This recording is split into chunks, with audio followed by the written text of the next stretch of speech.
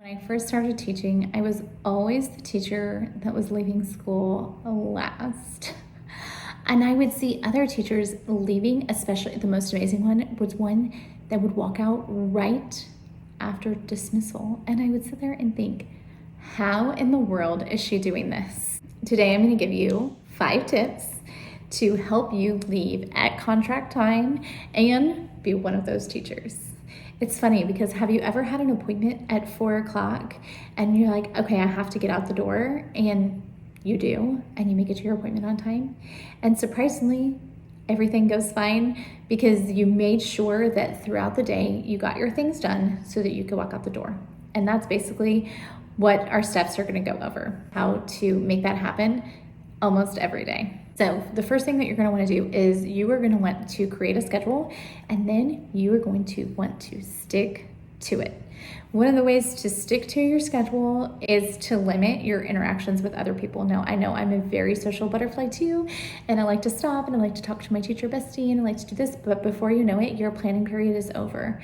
And honestly, to leave at contract time, you have to use your planning period for planning. Now I know that some situations are going on in schools right now where you're not even getting your planning period. So obviously this is the best case scenario where you do have your planning time at least 4 out of the 5 days of the week. So I'm going to give you a sample schedule. There are lots of them out there, but what I used to do and what I like to do. So on Monday, we always had a team meeting. Now I kind of liked that because we were always pulling kind of in advance. And then whatever we all wanted, we would send to the copy center. So if you can definitely send stuff to the copy center, it's so helpful to not have to stand and make copies or wait on the copy machine. That's a blessing.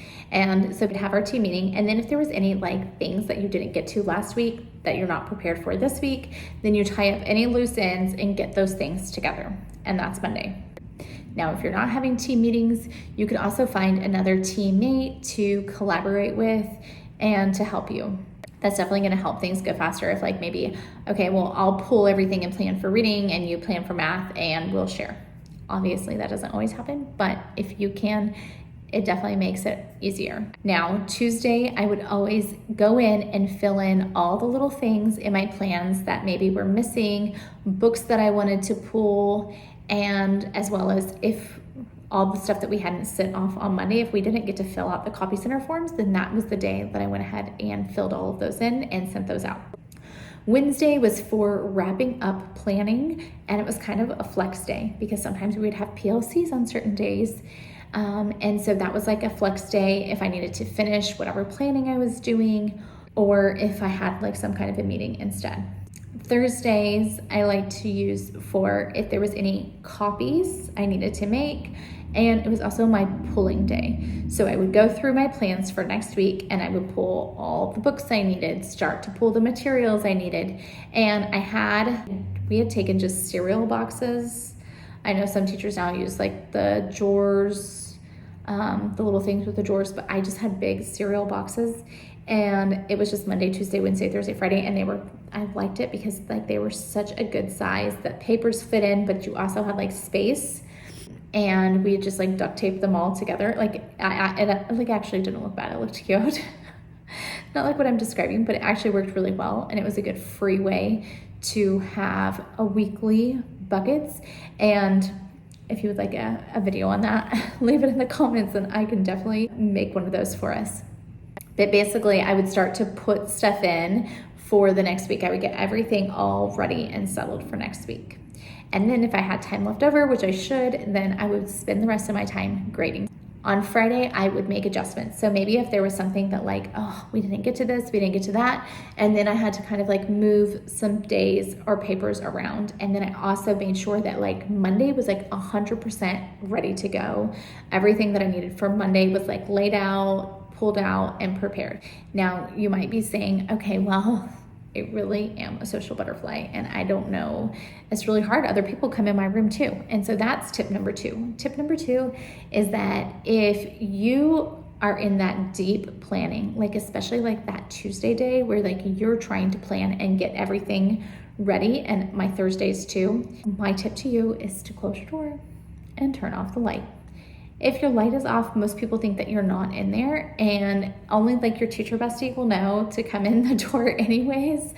But most people won't be coming in. You won't be having extra distractions. Another thing that can be such a distraction is email. So limit checking your email. I like to check my email right when I get in, and maybe at the end of my planning period, not at the beginning, because sometimes then you can go down a rabbit hole or you can get distracted. So I like to leave the last 10 minutes to check if there's anything I missed. Now, it doesn't mean that you have to respond to everything. If there's something that you need to respond to or read later, I put a little flag and I try to make sure that I get to that later. I also like to get parents used to, unless there's something super important that I need to email about, that I just let them know hey, I'll get back to you tomorrow morning. And if you're interested, another way to save yourself time when emailing is to use email templates. I made a video all about it here, so be sure to watch that to help you save yourself time on emails. Tip number 4 is to split up your to-do list.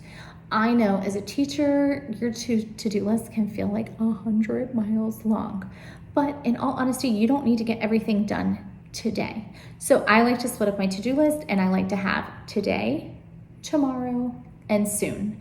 And on my soon one, I put due dates. So it might be tempting. I have the personality that I have is last week I wanted to get stuff ready for Teacher Appreciation Week in 2 weeks. But honestly, I didn't have to do that, because if I would have followed my due date, I only need to do that a couple of days in advance, and it can wait. Sometimes things can wait. We feel like everything's falling and it has to get done now. But when you have due dates and you can put things in order, especially at the end of the year, then you can do things according to their due date a couple of days early, and you can do them in order that you need them, because sometimes we'll accidentally go out of order and then you are stuck. Oh, now I have to get all this done, but I did all of this stuff for 2 weeks kind of thing. So that has been a really helpful way to limit the amount of things that I feel like I have to do.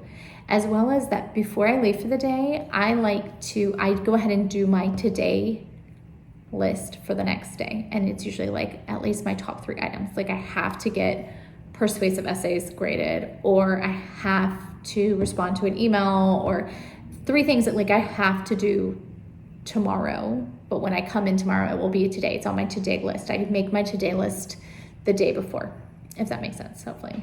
And then my last thing is that you might be like, well, okay, but I stay to get my classroom ready and my classroom reset. And the way that I know how to get my classroom reset without me staying late is to have your students help you. A lot of times your students want to help you, or you can even make it into different class jobs.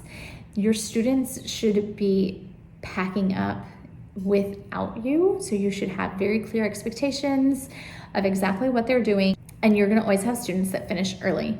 Those students can be in charge of things like turning the date so that tomorrow's date's on the board. They can be in charge of switching, maybe if you need to switch some things out, anything that you'll need to do to reset for the next day so that it's ready when you walk in. Students love to help you do, as well as that you should be able to do those things in the 10 minutes that kids are getting ready for dismissal. Obviously, you're also monitoring, you're also getting your room ready to leave, to walk out in the day. All right, I really hope that these tips help you leave at contract time. If you have some other tips to share with fellow teachers, we would love to hear your tips, and I will see you guys next Sunday.